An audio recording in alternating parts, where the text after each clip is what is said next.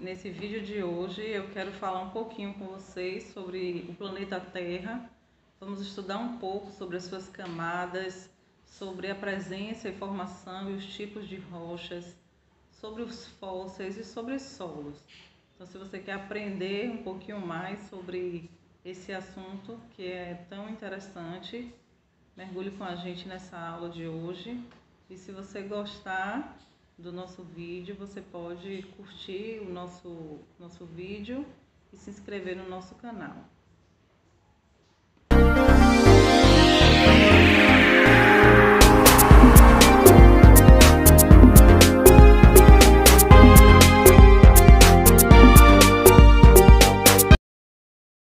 A Terra sobre essa estrutura. Então, a Terra ela é sustentada por 4 ambientes bastante característicos. A Terra ela possui uma camada sólida, que vai ser foco da nossa aula de hoje. Ela também possui a camada gasosa, que é a atmosfera. Ela possui a camada dos seres vivos, onde tem vida, que é a camada da biosfera. E ela também possui a camada de água, que é a camada da hidrosfera. Então, em videoaulas diferentes, a gente vai falar um pouquinho sobre cada uma delas.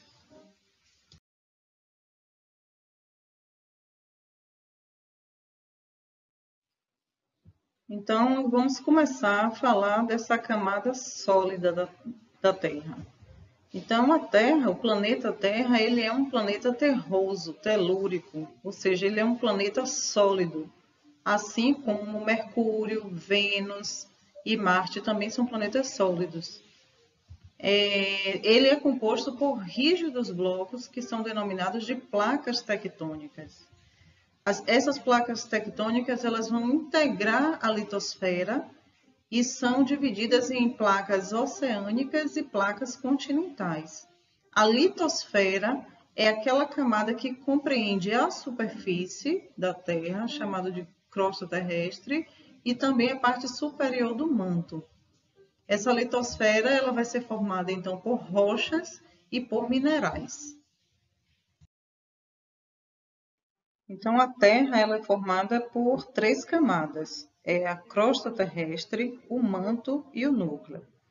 Cada camada dessa ela vai apresentar características e temperaturas diferentes, tornando-se mais quente conforme ela vai se aproximando do núcleo.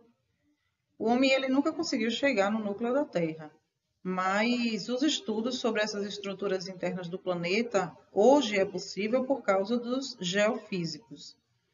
Então, quais são as características dessas camadas da Terra? A crosta terrestre, ela é a camada mais superficial. Ela é relativamente fina e bastante rochosa. Ela é a parte mais externa, é aquela parte que vai envolver o planeta onde nós vivemos. Essa camada também ela é formada por rochas que são ricas em silício, magnésio e alumínio. Ela apresenta entre 0 e 40 quilômetros de espessura, variando de continente também por conta dos oceanos. A crosta ela é formada por grandes porções sólidas, né, que são denominadas placas tectônicas, que nós vamos ver posteriormente. A segunda parte dessa camada seria o manto. É a parte mais extensa e ela está localizada logo abaixo dessa crosta terrestre. É formada aqui por diferentes tipos de rochas, que também têm o silício e o magnésio, e que também elas permanecem no seu estado líquido, por causa do calor que vem do núcleo da Terra. Esse manto, então, ele vai ser dividido em manto superior, aquele que está mais próximo da crosta, e o manto inferior, aquele que está mais próximo do núcleo. O manto inferior tem temperaturas que podem atingir até 2.000 graus Celsius e pode chegar também até 3.000 quilômetros de profundidade. E a última parte é o núcleo. A última camada seria o núcleo, que também tem o núcleo externo e o núcleo mais interno. Ele corresponde a 1/3 de toda a massa da Terra. É composto por metais como ferro e níquel. Esse núcleo ele também ele é chamado de NIF, por causa da presença desses dois elementos químicos, né? O níquel e o ferro. A temperatura do núcleo externo pode variar de 2.900 na realidade, de 3.000 a 3.800 graus Celsius. Já o núcleo interno, ele pode chegar até 6.000 graus Celsius, uma temperatura, inclusive, que se aproxima da temperatura do Sol. Então, segundo alguns cientistas, essa temperatura do núcleo, ela é tão alta que o ferro, ele está lá no seu estado líquido. Então, essas aí são algumas características que a gente pode observar do nosso planeta, de cada uma das suas camadas. Como eu falei anteriormente, o nosso planeta ele é um planeta sólido. Então, ele é um planeta que tem a presença das rochas bastante característica. Então, essa rocha ela é um agregado natural que vai ser formado por um ou por mais minerais. E vão constituir também a litosfera, que vai classificar essa rocha como sendo rochas magmáticas, rochas sedimentares e rochas metamórficas. Esta primeira são as rochas magmáticas, que têm uma subclassificação em rochas magmáticas vulcânicas ou extrusivas e rochas magmáticas plutônicas ou intrusivas. O que quer dizer cada uma delas? A rocha magmática é aquela oriunda do magma, aquele material que é expelido dos vulcões. Então, no processo de resfriamento, esse material ele vai se tornar uma rocha. Aquele material que sofre o resfriamento por cima da superfície da Terra, ela vai ser a rocha magmática vulcânica ou extrusiva, ela está na superfície. Já a rocha magmática intrusiva é aquela que vai entrar por essa superfície e vai formar esse material rochoso por baixo da superfície. Então, ela vai ser a plutônica ou intrusiva. As rochas sedimentares são aquelas que serão formadas a partir do depósito de sedimentos.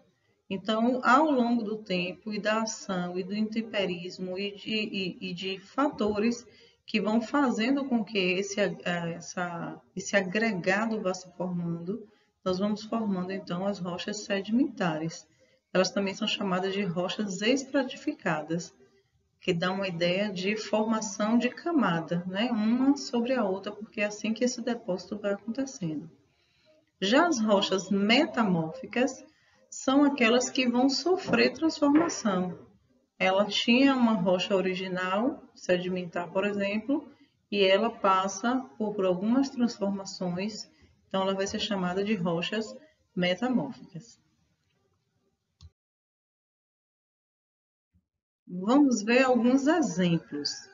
Logo acima, nós temos o granito e o basalto, que são exemplos de rochas magmáticas. Embaixo, nós temos aí o calcário, o arenito, o argilito, que são rochas sedimentares. Elas foram formadas a partir desse depósito de sedimentos.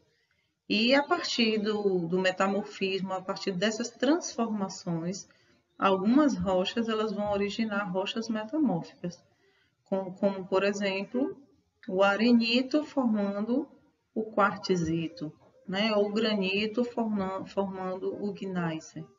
Então, são alguns exemplos de transformações de rochas para rochas metamórficas. A gente vai falar um pouquinho agora sobre os fósseis. Os fósseis, eles são vestígios, tanto de organismo de origem animal quanto vegetal, que são muito antigos e que foram preservados com o passar dos anos por meio de processos naturais. Inclusive, é muito comum se encontrar fósseis depositados nessas rochas sedimentares, uma vez que esses sedimentos vão se formando, né, um por cima do outro, pode haver, né, um depósito de alguns desses vestígios e ficar registrado aí como fósseis. É através desses estudos dos fósseis que a gente pode conhecer melhor a história do nosso planeta em tempos passados, né, em tempos remotos, quando a gente identifica os vestígios que marcaram aquela época. Vamos ver algumas curiosidades sobre os fósseis. A paleontologia, ela é a ciência que vai estudar os fósseis. Então, quem tem interesse de estudar essa área vai estudar aí a paleontologia. E o paleontólogo vai ser o profissional responsável por essa atividade, por esses estudos. A denominada paleozoologia é o ramo da paleontologia que vai estudar os fósseis de origem animal. E do latim esse nome vem fóssil ou fossilis, que é denominado ou relacionado com o verbo cavar, e significa retirado por escavação, né? Por isso que tem esse nome.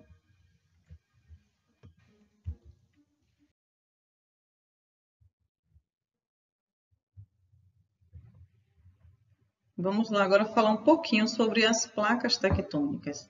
Essas placas tectônicas elas vão permanecer em movimento constante sobre o magma.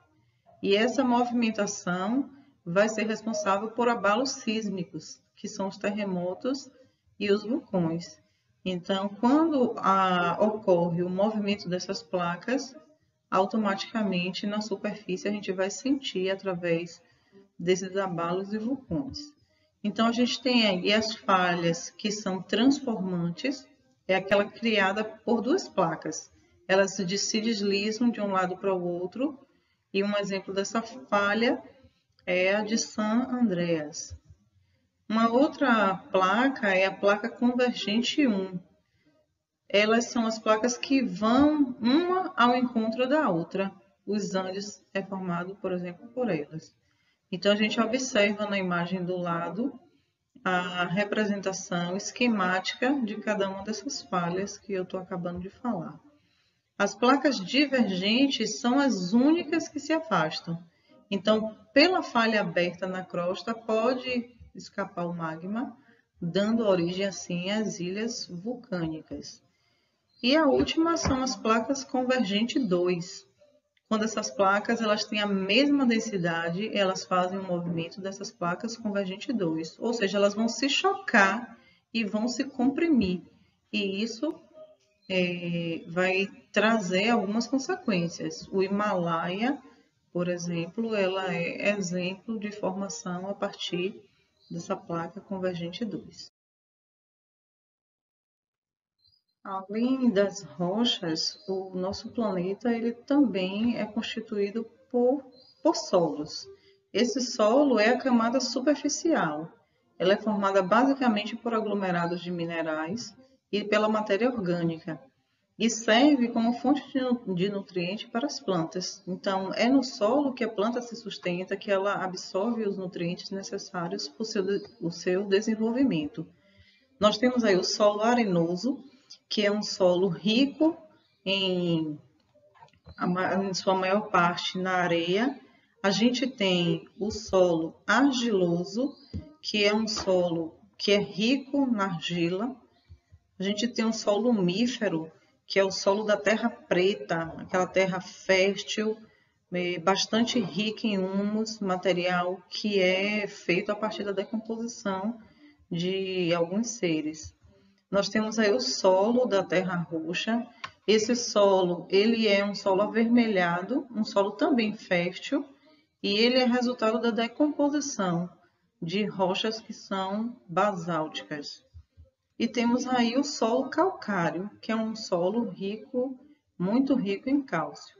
Então, em diferentes partes dessa camada do nosso planeta, né, dessa camada sólida, a gente vai ter também aí os diferentes tipos de solos presentes.